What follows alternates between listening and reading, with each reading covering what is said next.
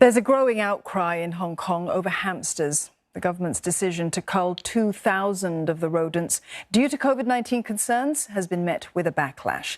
Animal welfare groups are urging people not to panic or abandon their pets. Thousands of people are also volunteering to adopt any unwanted hamsters. Deborah Wong reports. Scenes like these shocked the city on Tuesday as officials shut down dozens of pet shops in Hong Kong. Health authorities announced that same day that 2,000 hamsters from 34 pet shops and a warehouse will be culled. Thousands of owners have since surrendered their pet hamsters as the mass cull order sparked public outcry. 但我覺得仲有其他方法可以處理，咁先隔離佢哋啦，跟住再研究多啲睇下啲倉鼠係咪真係會傳染人啦。因為聽佢講話倉鼠傳人或者人傳倉鼠呢啲都係聽講嘅，咁驚你一定會驚嘅，所以咪根據專業人士咁講咯，去檢驗，跟住如果有事咪醫治咯，就唔係話一刀切咯。咁人有時會唔會一刀切啊？ Animal welfare group SPCA has received queries from concerned owners. It urges owners to maintain strict personal hygiene and not to kiss or cough near pets, as well as washing their hands after handling them. But the backlash has led to an online petition calling for the government to stop the order. It suggested that instead of culling them, these pets could be quarantined and isolated.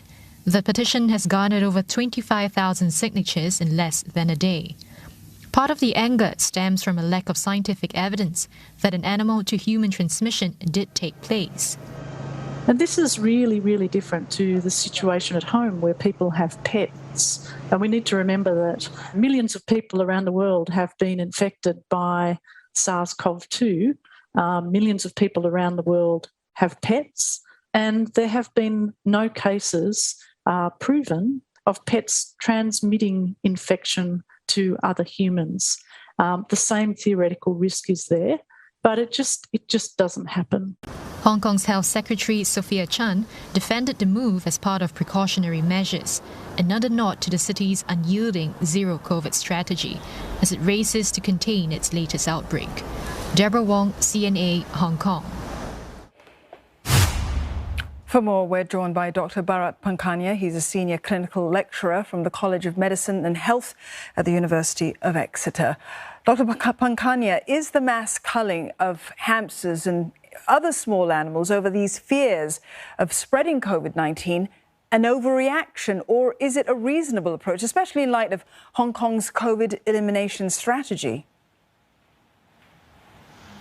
Well, I'm reflecting on what had to be done in Denmark with its mink population. So there, the humans infected the minks, and then the minks in return also infected the humans, albeit in a controlled small numbers. The concerns are that this can become endemic in the animal population. And if it does, then it can lead to sporadic outbreaks and persistence of infection. So it's a measured biosecurity measure to remove a source of infection that could lead to it becoming endemic in wild animals. Well, Dr. Pankhania, if animal reservoirs of infection are the concern, what would count as a reasonable, targeted public health policy to address or preempt this kind of zoonotic transmission? Yeah, so what we really want to do is make sure, especially with pets and farmed animals, that they are not introduced to this infection, and then also make sure that they do not in turn infect other wild animals. And therefore, a lot of work is required to make sure that there isn't this creation of a reservoir of infections in the wild animals. If that happens, it will become very, very difficult to control SARS-CoV-2 in humans. Dr. Pankhania, many might ask, though, where we draw the line with the culling of animals as a COVID mitigation strategy, particularly in light of the fact that, as experts have said, it may be just a theoretical risk that, animals who have COVID will pass it on in great numbers to humans. Yes, it is a small risk, but there is a lot that we don't know about. And there is a lot more work to be done. And in the meantime, the issue is what to do. And therefore, as a precautionary measure, sometimes, like the culling of the mink in Denmark, had to be undertaken. And similarly, remember, hamsters don't live for a very long time. But if it is shown that it can carry the virus, it may transmit it to other rodents. And if it does transmit to other rodents, we might never be able to control it. So it is a measured thing. It is proportionate. And of course, people who keep these pets will be upset. But we've got to take precautions. Of course, we are moving towards living with COVID, not perhaps Hong Kong, but here certainly, as something that we live with, something persistent infection. In this case, how should we be managing things like possible transmission between species as we move towards living with COVID-19? Yes, so what we want to do is invest a lot more money in, is there transmission from humans to animals to wild animals? There is a lot that we just do not know. So with regard to wherever there are domesticated farmed animals, we need to enhance our biosecurity measures, introduce measures such as all people who are handling animals must be immunized so that their viral shedding is limited and therefore they don't infect the animals. And then the last bit that we need to do is test and survey and check again with both domesticated animals as well as wild animals, because there is a lot we just don't know.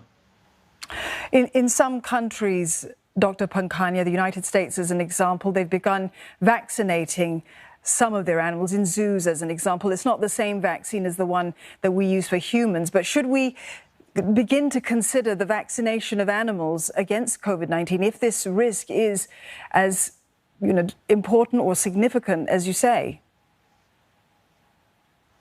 Well, I noted that, yes, the United States has started to do protection measures against primates and other large cats who got infected by their minders and people visiting the zoos, etc. The trouble is, it is very, very difficult to vaccinate the wild animal population. At the moment, there is no evidence that wild animals carry SARS-CoV-2. But the problem is we just don't know for 100%. So what we can do, we should do, which is biosecurity. Therefore, the handlers, the human handlers, ought to be at least immunized. That would be one small, easy measure to introduce. A final question here, Dr. Pankhania. As you say, there is a lot we don't know, and we are on a very steep learning curve. Apart from immunizing or making sure that we are careful about how we contain the spread of the virus in terms of animal handlers, what more could we be doing apart from culling potentially millions of animals simply because of a fear of COVID-19? Final question. You know, this is a very important question, because I bet you we will get more and more of such viruses emerging because we are cutting down forests and going more and more into animal territory. So what can we do? Well, one thing we can do, we must do, is less of the destruction of animal habitats and less of keeping animals that we don't normally keep together in, for example, trading markets or wet markets, etc., where transmission of viruses from bats to an intermediate animal to humans can occur. So that we know, and because we know, we must do a lot more effort to stop it. Thanks so much for all that, Dr. Bharat Pankhania from the University of Exeter.